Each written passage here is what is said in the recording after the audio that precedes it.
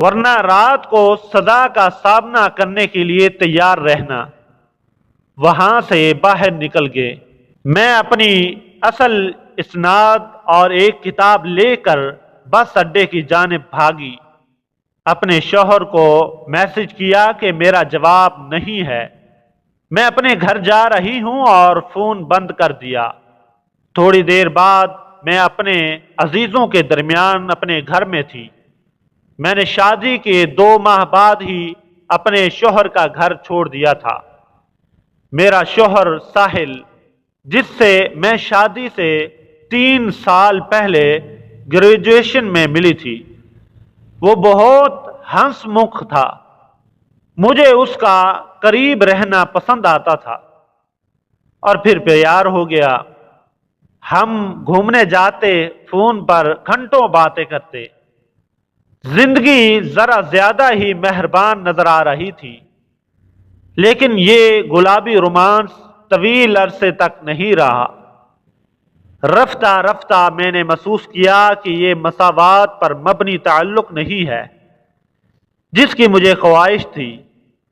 یہ رشتہ ویسے ہی ہوتا جا رہا تھا جیسے میری والدہ اور والد کا تھا۔ فرق صرف یہ تھا کہ ماں کچھ نہیں کہتی اور میں خاموش نہیں رہ سکتی۔ پاپا چھوٹی چیزوں پر ممی پر چیختے، ہاتھ اٹھاتے۔ ممی صرف روتی رہتی۔ ساحل سے اگر بحث ہوتی تو وہ دھکا مکی پر اتر آتا اور زور و زبردستی سے قریب آنے کی کوشش کرتا۔ میں منع کرتی تو چیختا چلاتا۔ ایک بار اس نے مجھ سے پوچھا، بتاؤ اگر میں کبھی تم پر ہاتھ اٹھاؤں تو؟ میں دنگ رہ گئی۔ بمشکل اپنے غصے پر قابو کرتے ہوئے بولی، میں اسی دن تم سے الگ ہو جاؤں گی۔ اس نے جھٹ سے کہا، اس کا مطلب تم مجھ سے محبت نہیں کرتی؟ پیار میں تو کوئی شرط نہیں ہوتی۔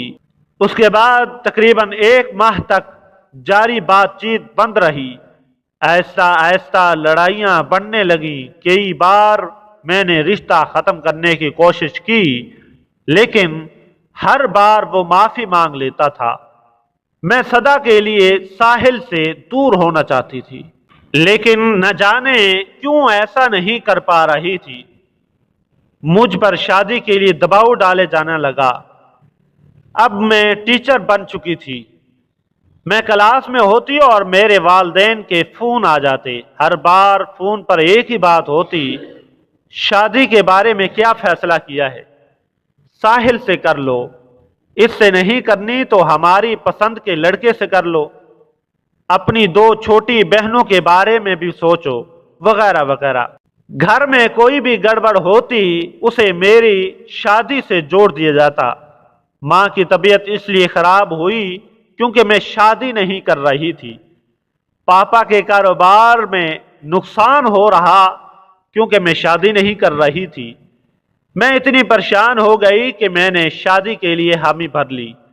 اس کے بعد میں بھی تیار تھی شادی کے لیے، اور ساحل کے وعدے پر مجھے بھروسہ نہیں تھا کہ وہ کوئی ایسا کام نہیں کرے گا جس سے مجھے دکھ ہوگا۔ شادی کے بعد میرا خوف سچ میں ثابت ہوا۔ ساحل مجھے کٹ پتلی کی طرح اپنے اشاروں پر نچانے لگا۔ مجھے شاعری کا شوق تھا، میں فیس بک پر اپنی نظمیں شیئر کرتی تھی۔ اس نے اس پر پابندی لگا دی۔ میں وہی لباس پہن سکتی تھی جو وہ چاہتا تھا۔ ایک بار اس نے کہا تھا، رات تک اپنی پڑھائی لکھائی کا کام مکمل کرو، مجھے خوش نہیں رکھو گی تو میں کہیں اور چلا جاؤں گا۔ وہ کہا کرتا تھا کہ میں اسے خوش نہیں کر پاتی، اس لیے پورن ویڈیوز دیکھ کر کچھ سیکھنے کی تلقین کرتا۔ پھر اس کے سر پر ہیرو بننے کا شوق سوار ہو گیا۔ وہ مجھے چھوڑ کر ممبئی جانا چاہتا تھا۔ اس نے کہا، تم یہیں رہ کر کام کرو اور مجھے پیسے بھیجنا، پھر میں تمہارے نام پر قرض لے کر گھر میں خریدوں گا، اور اس کے لیے اسے میری حامی چاہیے تھی۔ اس رات ہاں سننے کے لیے اس نے مجھے بستر پر دھکیل دیا اور مجھ سے زبردستی کرنے کی کوشش کی۔ اس رات اس نے حد کر دی۔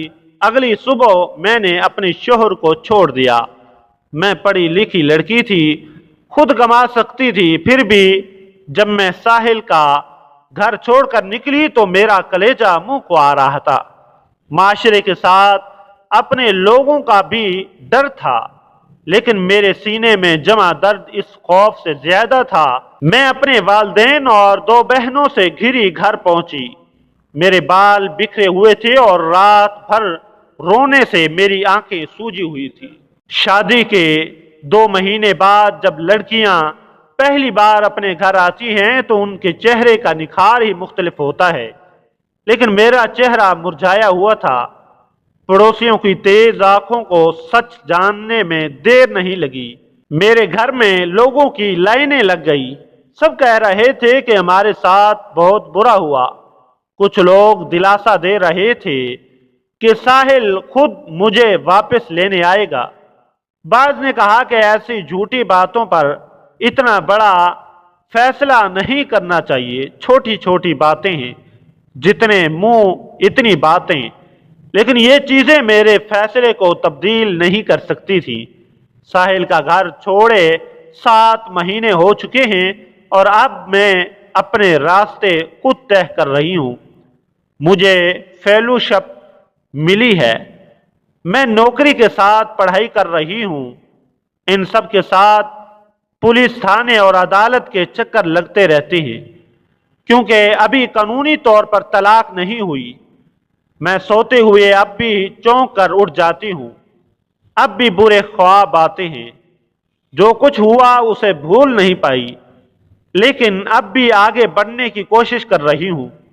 رشتے اور محبت پر میرا اعتماد کمزور ہو گیا ہے، لیکن ٹوٹا نہیں ہے۔